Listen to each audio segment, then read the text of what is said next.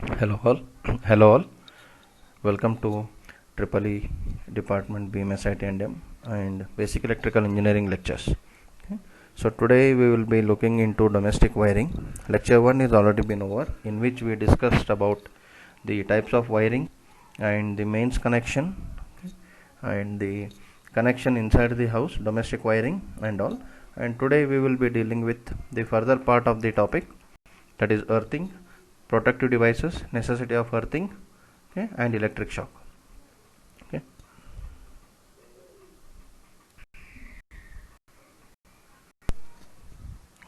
Yeah, earthing. See, generally earthing is connection of any body or any system, especially electric system, to the earth. Okay.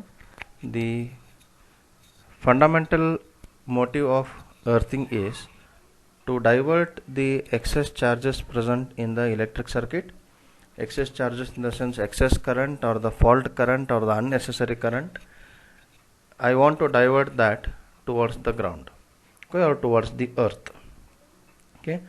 If this excess current or excess charges present in the system, they may damage the system or they may cause hazard to the operating personnel in the system. Okay. So why only we choose earth to pass all the excess charges is because we consider earth to be always at zero potential or negative potential, and earth has capacity to absorb infinite amount of charges. This makes earth a common point where I can divert all the excess charges or excess current towards the earth. Okay, and the process of connecting my electrical system to the earth is called earthing or grounding. Okay, both are same. Earthing or grounding, both are same.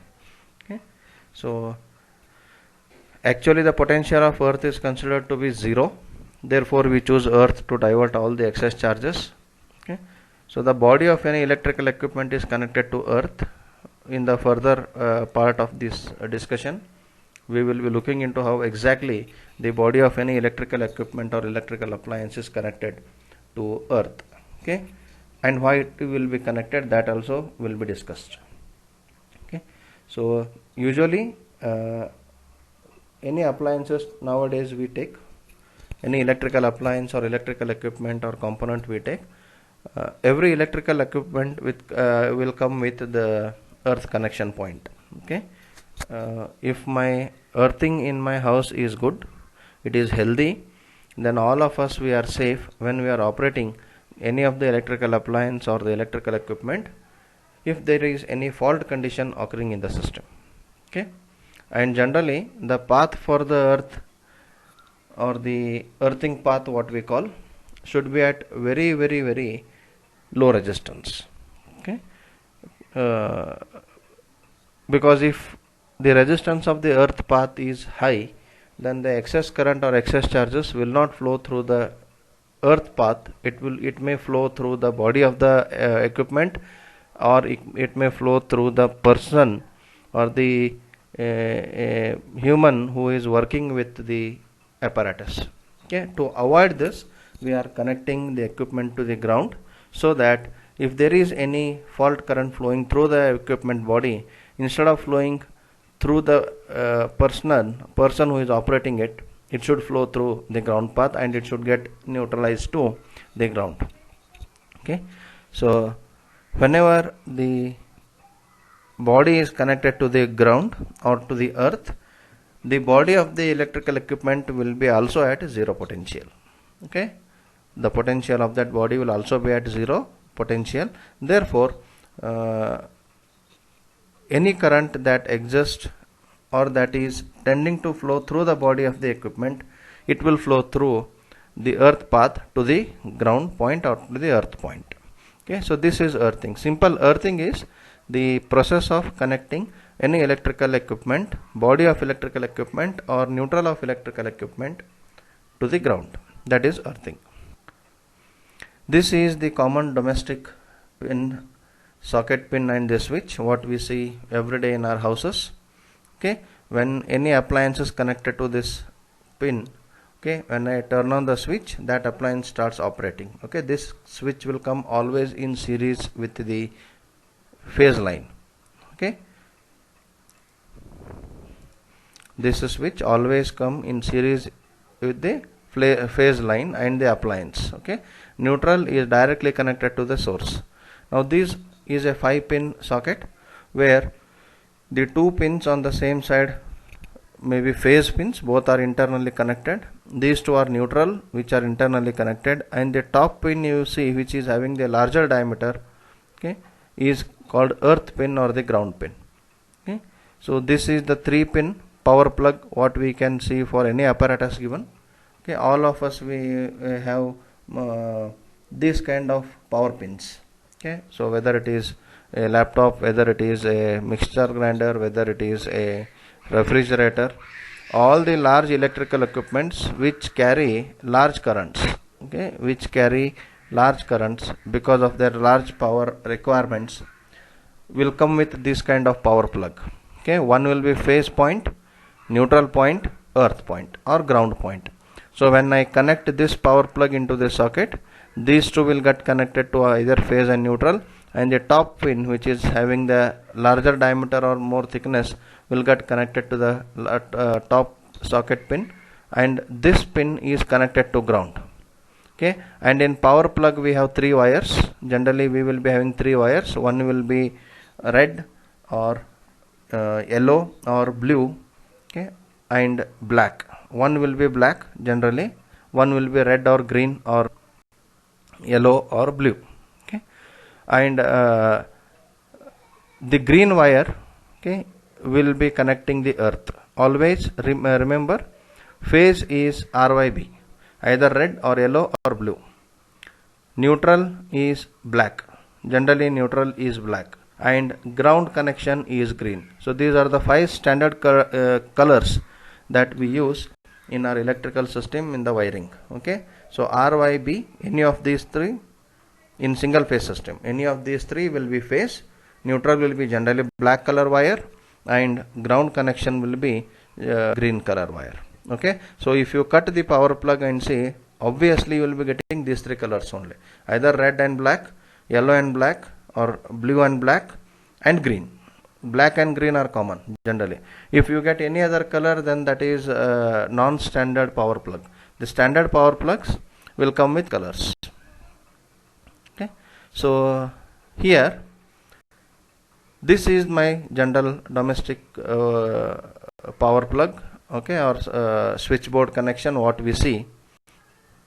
Now suppose I have connected some equipment to my system using the same power plug whatever I have shown, and there is no grounding. You are not seeing any grounding here.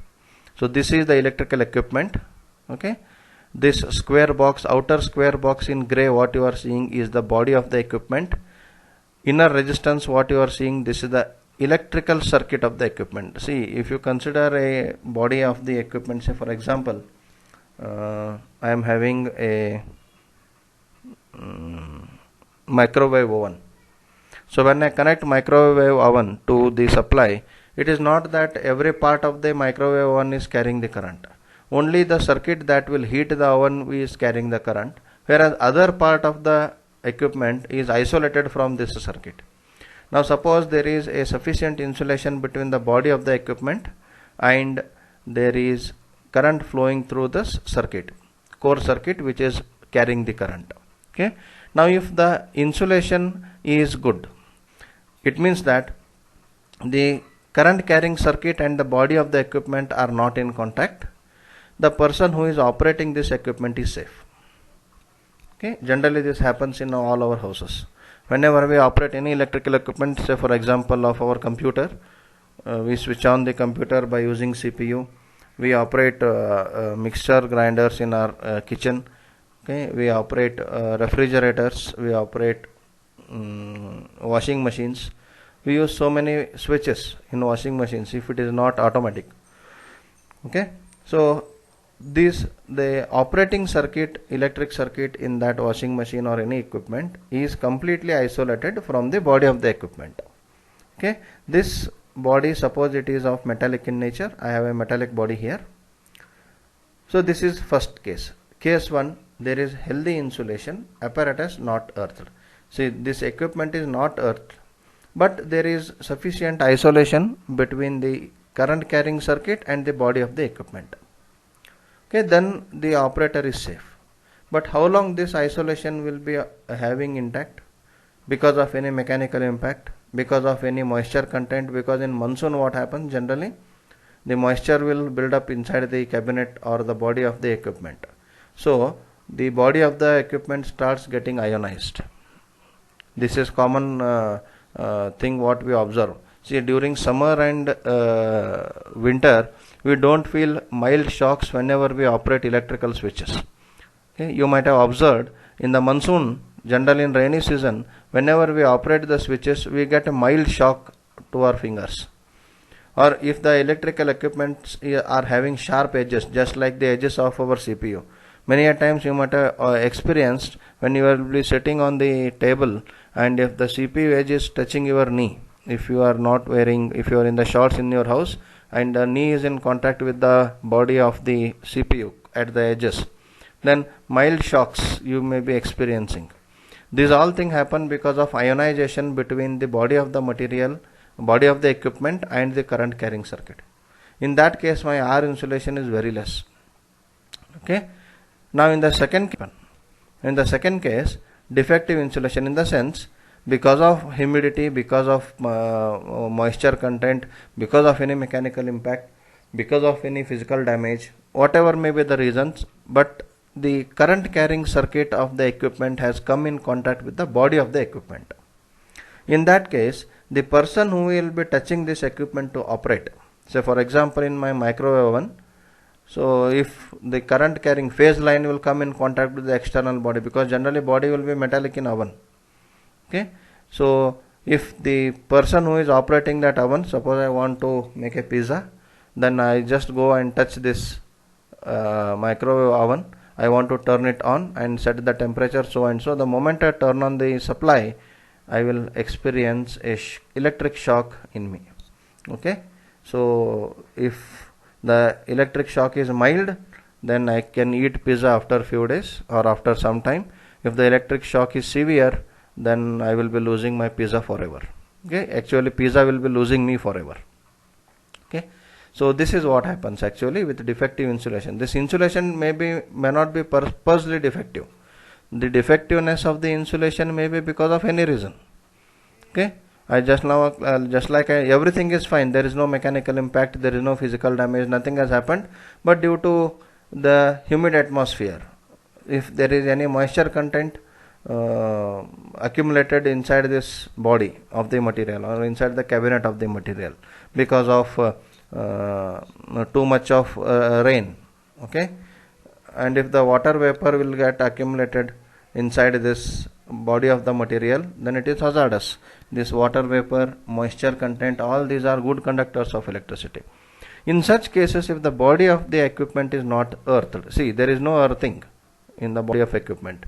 So the moment a operating person will come and touch this equipment body, the current will flow through him and he will experience the shock, which may be hazardous for his life. Okay, so there is no rescue from this. If the equipment is not earthed and this condition exists, okay, then the operating person will get electric shock. Okay, so to avoid this, I will connect the body of equipment to the earth. Okay, like just now I told, this is the supply switch, okay, and this is the power cable pin. Okay, the moment I connect this power cable pin to this supply switch, the top pin will get connected to this socket, and this socket is internally connected to ground. Whatever this ground you are observing, this green line is the ground connection. Okay, so the body of this is the body of the equipment.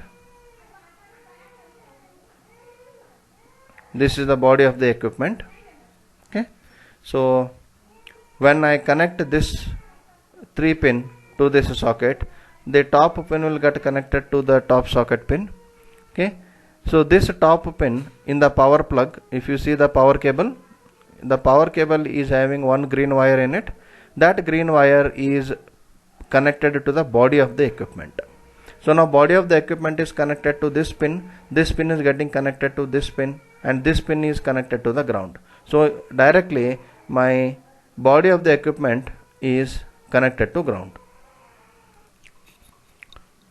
So with this connection, if there is a fault between the body of the equipment and the circuit carrying the current, okay, so whenever there is a short between the body of the equipment and the circuit carrying the current, then if the resistance of the earth path, this is the resistance of this is the earth wire, and this is the resistance of the earth. If the resistance of the earth is much less than the body of the resistance of the body, then definitely the current that has to flow in the body of the equipment and through the body of the person, it will flow through the earth path.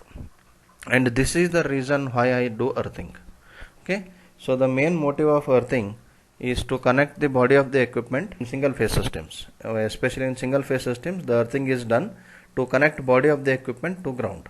Okay, so that if there is any short circuit between the body and the circuit carrying current, then all the short circuit current or the fault current should flow through this earth wire to ground. Okay, so this top pin, this pin and this pin will provide that connection.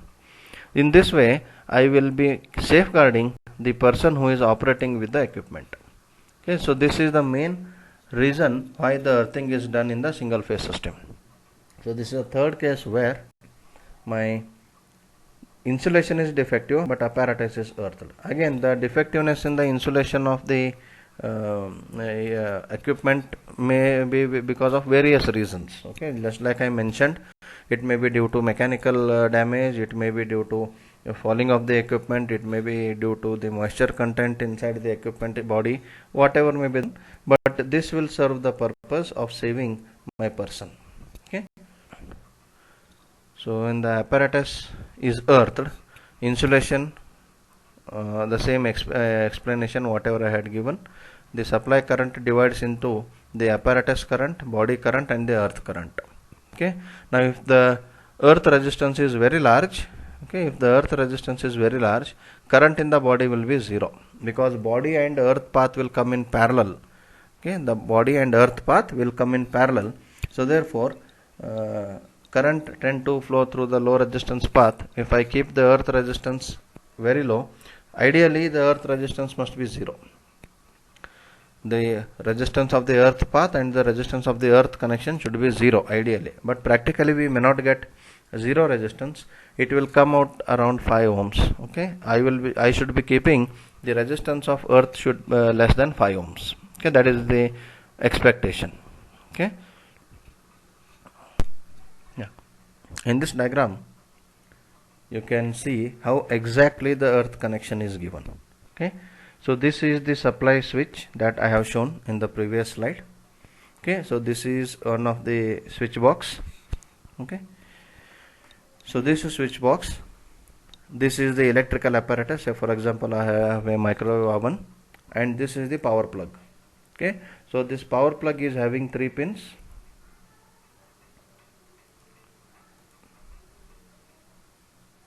This power plug is having 3 pins. Supply switch is having 5 pins. Okay, supply pin is having 5 pins. 2 are phase, 2 are neutral, 1 is earth.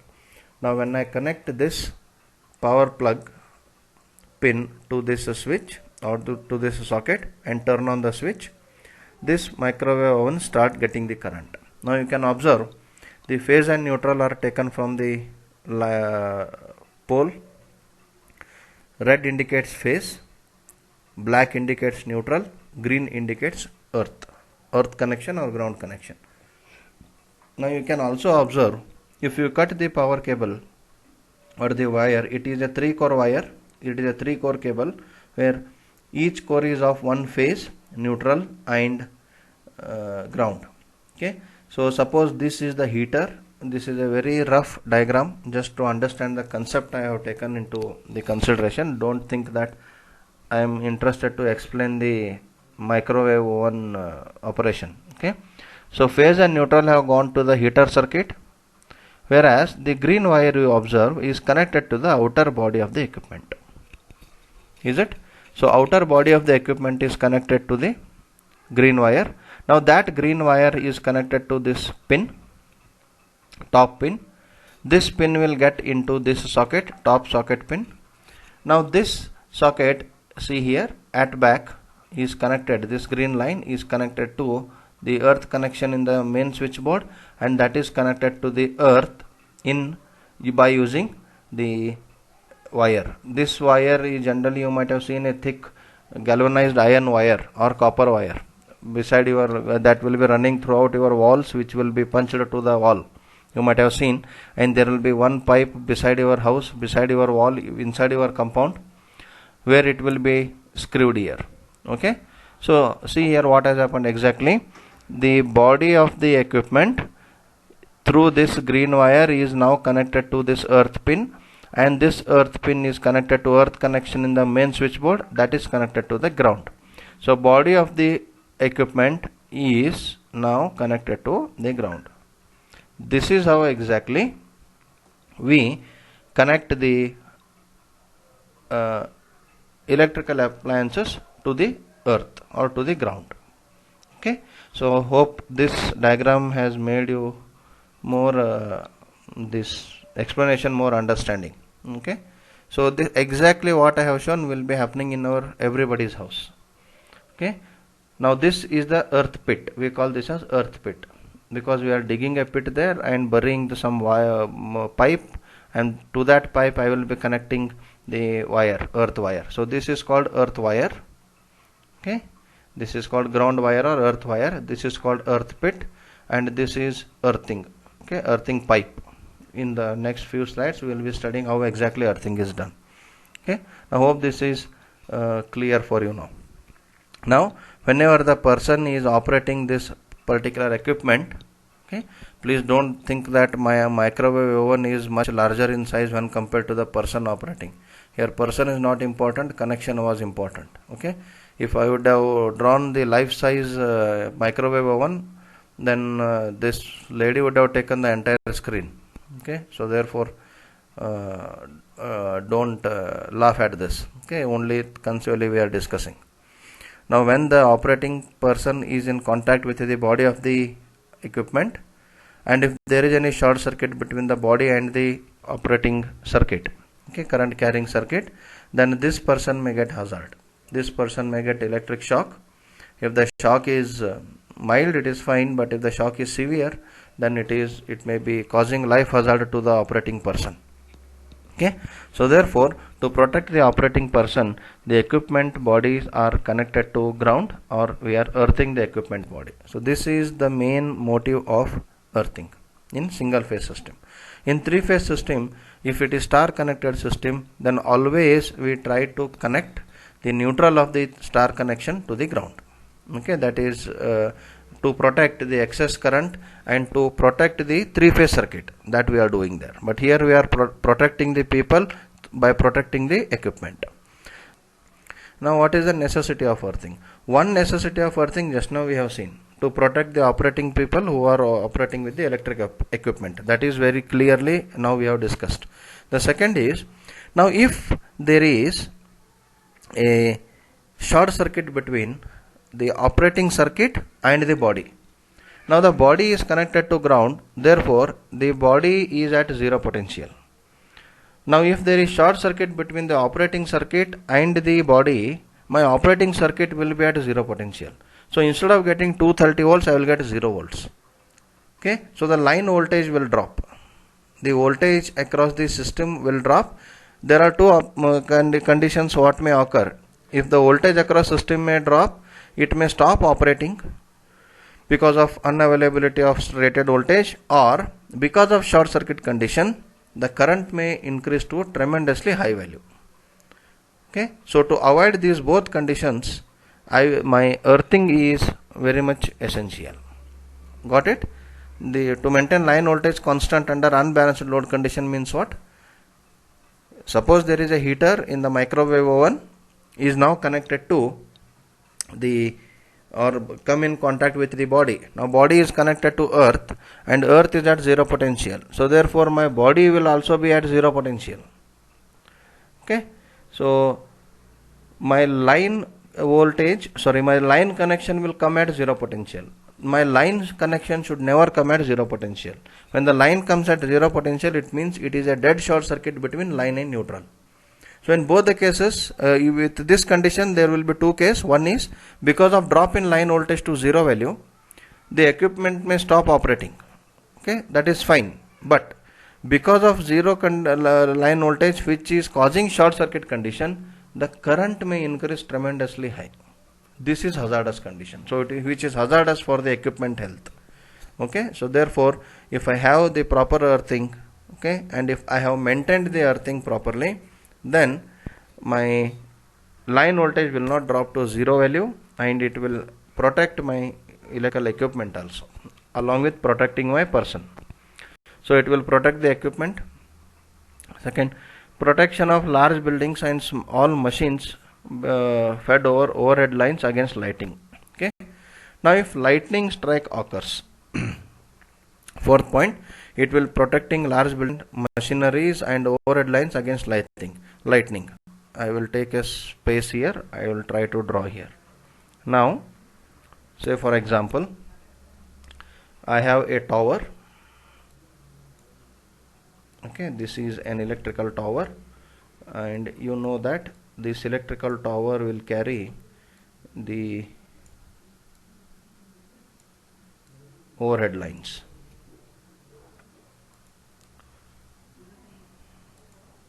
R, sorry, okay, Y, and I have the facility to draw with multicolor, so I am drawing. Okay, sorry, it is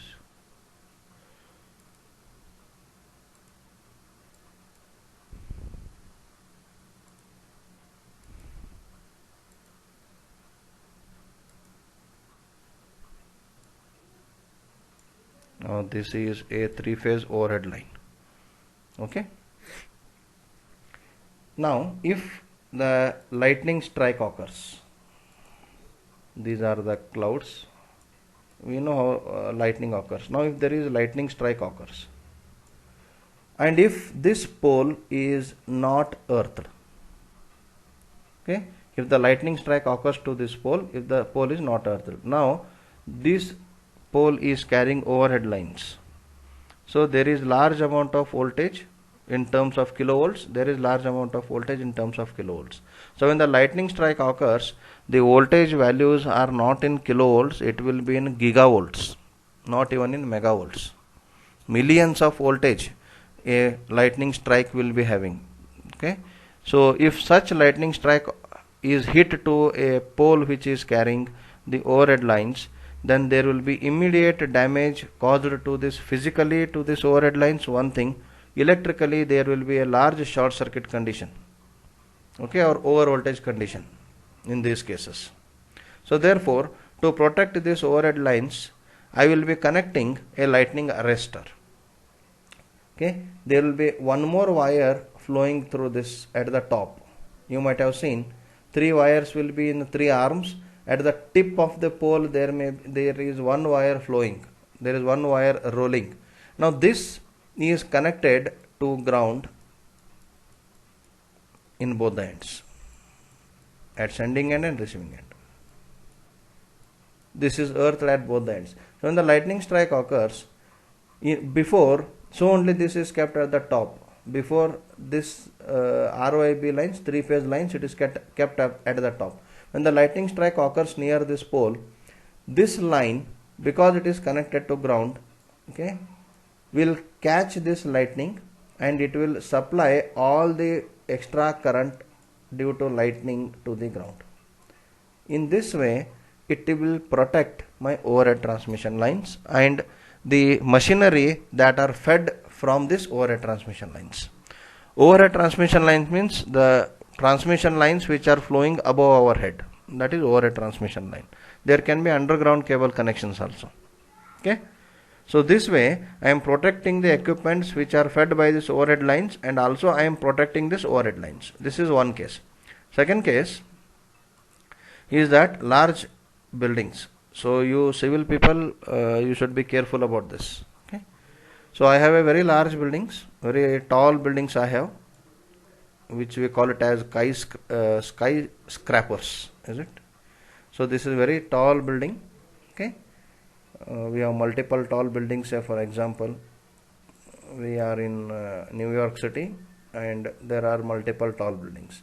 Okay, and during monsoon there are clouds formed. Okay, there are clouds formed here. Then these clouds will carry large amount of electric charges, okay, when they form because of current waves, okay, because of shock waves. Okay, now when the accumulation of charge is very large in the space, it try to ionize the air present near to it. Okay, now this is atmosphere. It will try to ionize the air particles near to it. Now if the accumulation of charges are furthermore, we assume these to be positive charges. Okay, if the accumulation of charges are much higher now, then along with nearby air, the air that is present in the atmosphere in this below this clouds will also start getting ionized. So all these red dots are nothing but the ions. Ions, we know these are charged particles. Atoms are electrically neutral, ions are electrically charged. Either there will be positive ion or there will be negative ions. Okay. So now what happens if this ionization reaches ground? If this ionized air now come in contact with ground, there is a path for the flow of these charges through the air to the ground. Okay, and that is called lightning. This is how lightning occurs. Okay, nothing magic is happening there. Everything is electrostatic process. Now lightning strike occurs. Now suppose this lightning strike occurs in the free space, no problem. In the ground, no problem. But if the lightning strike occurs in this path, there is a building here. Okay. Now this civil structure, this building cannot withstand millions of volts of the lightning. So physically this building gets damaged. It may crack or it may crash. The building may fall. There are many instances where there is fall of civil structures because of lightning strike. Okay. So to avoid this, what I should do? I should divert this lightning path not through building but to ground. I should bypass it. Now for that what I will do is generally I will connect the lightning arresters. You might have seen a tall poles connected. Okay, a tall poles connected. I will be using okay, this is pole, a tall pole connected at the top of all the buildings. Every skyscraper is having such pole. Okay, either it may be having a pole or it will be having a mesh like structure on the top floor of the or on the top terrace of the large buildings. Okay, now what will happen? This pole is not simply made to stand here. This pole is connected. Okay, this pole is connected to ground. Okay, through the earthing system or ground wire. Okay, it is connected to ground here. It is connected to ground. So now when the lightning strike occurs, in this building, now this building is not grounded. This building doesn't have lightning arrestor. This pole and this ground system is called lightning arrestor. It will arrest the lightning. Okay.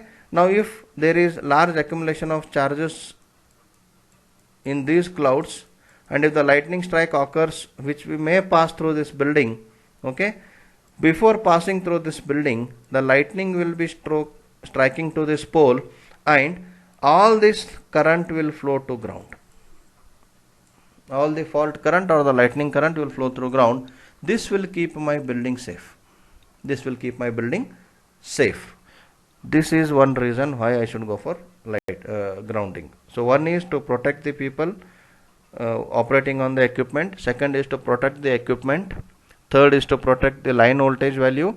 Fourth is to protect the civil structures, large civil structures. Okay, through and lightning arrestor arrangement, I can divert the lightning of the I can divert the path of the lightning current whenever the lightning strike occurs. So this is the necessity of lighting. Okay. Next, there are two methods of earthing or grounding: plate earthing and pipe earthing. Okay, so this is what earthing is called. Now I will be talking plate earthing and pipe earthing at this point. This already we have understood. This is to explain why I should ground and how it is important. Okay, now I will come to this point. Different types of earthing I will be having in this okay, so typical value of earth resistance at powerhouse should be 0.5 ohms, at substation it should be 1 ohm. Okay, and in domestic applications it will be around 5 ohms, 5 to 10 ohms. Okay, copper wire or GI wire is used as earth wire. So this earth wire is made up of either copper or galvanized iron. Okay, so in powerhouse it should be less than 0.5 ohms, around 0.5 ohms. It is almost zero. At substations it should be 1 ohms. Powerhouses in the sense the point where we generate electric power. Okay, and substations, distribution station or power station, where we receive the electrical energy from one circuit and divert and distribute it to various other circuits. We have Putenali substation near our college. Okay, that is called substation. Okay, and in Shivan Samudra, in Kaiga Nuclear, in Raichur Thermal, these are called powerhouses. So in powerhouse, the earthing point should have 0.5 ohm resistance and substation should have 1 ohm resistance, because these 2 points or these 2 locations are having large amount of electrical equipments which are very much sensitive to voltage and current changes. Okay, so those should be protected. So first we will look into pipe earthing. So this is called pipe earthing. You can see plate earthing. This is plate earthing. Okay, so in plate earthing what we do is, this is the ground level. We dig a pit of 3 meters. Okay, then we put a galvanized pipe. And we will dig another about 1 meter, that is 90 centimeter, and we connect this galvanized pipe with the copper plate. Okay, I will be connecting this galvanized pipe with the copper plate. Surrounding this copper plate I will be digging pit, and there I will be putting the charcoal and salt, crystal salt, not the powder salt. We will be putting the crystal salt. Okay, so this is the arrangement. So this is earth pit. Okay, this is earth pit. This is the funnel that I use to pour the water. See, it is not that once I do the earthing connection and I forget it, then the resistance of the earth will go on increasing day by day. So that to keep the resistance of the earth at a very low value, that is less than 5 ohms in my house, continuously and repeatedly I should be pouring water into it cyclically, every week or after every few days. And if we pour salt water, it is still good, because salt water is good conductor of electricity. Okay, salt water is very good conductor of electricity. Okay, so this is how the plate earthing is done. Why it is plate earthing? Because why it is called plate? Because I am using the copper plate here. I am using copper plate to have the earth connection. So whatever the green color wire I have drawn from the switchboard, that will get connected here. Okay, so that is connected at this point. This is earth wire. Okay, so and this will go to the earth connection in the house. Now if there is any fault current in the equipment or in the house, that will come and flow to ground through this pipe. This pipe is GI pipe, galvanized iron pipe, which will take this wire to this plate. Okay, now I am connecting this wire to this pipe. This pipe is now connecting to this earth plate. Okay, so there is a earth connection. So see, I have to dig a pit of around 4 meters. But generally what our normal electricians do when we give the contract for electric wiring in our house, they dig a pit for few feet, not even 3 to 4, forget about 4 meters, they don't dig even 4 feet. they simply dig 2 feet in our compound near our house or compound wall, and they simply bury some 2 to 3 feet of galvanized iron pipe. They will screw it with the wire. That is the completely non-scientific way of earthing. If I want exact earthing, then I should be digging a pit of around 4 meters. Okay, 4 meter in the sense it will come around 12 to 13 feet. Okay, so I should be digging a pit of 10 to 12 to 13 feet. Then I should be inserting a GI pipe of around 3 meters. Then again dig a pit of larger width and fill it with the charcoal and salt. Then in that you place the copper plate and connect it to GI wire. Now why this charcoal and salt I have to put here, the layer of salt and charcoal? Because when I pour the water into this, charcoal will have the maximum ability to hold the moisture content of the water. It will not make the path of the earth dry so soon. So charcoal can hold good moisture content in it. Okay, and salt will increase the conductivity of the path. So in this way, the moist and the salt is increasing the conductivity and reducing the resistance. Okay, so this is called plate earthing. Such pipe earthing. This is all what discussed I just now. The size of the plate should be 60 centimeter by 60 centimeter by 6.5 centimeter. Okay. Actually, this should be millimeter. I think they have given by mistake centimeters. Okay. So the dimension of the copper plate should be 60 centimeter by 60 centimeter by 3.1 centimeter. If I use a GI plate, my width and height will be same, but the thickness will be double. Okay, almost double. Okay. Then the plate is placed vertically down.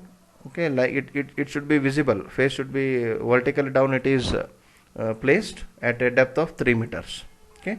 Then we will be putting the charcoal and salt for a thickness of 15 centimeter.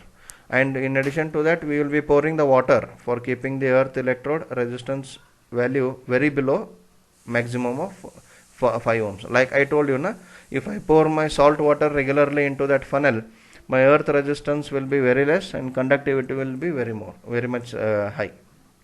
Okay.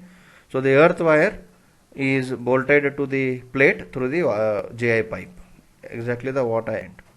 Now the second method is pipe earthing. See, you can see the pipe here. Okay, you can observe the pipe here. Okay, there we had plate, now here we have pipe. So first we have to dig a pit of 2.75 meters.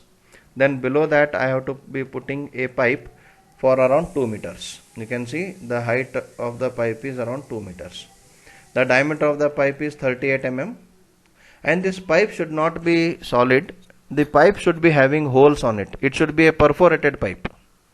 Okay, it should be a perforated pipe, because when I put the water into this, the water should scatter in the nearby space of the soil or in the earth.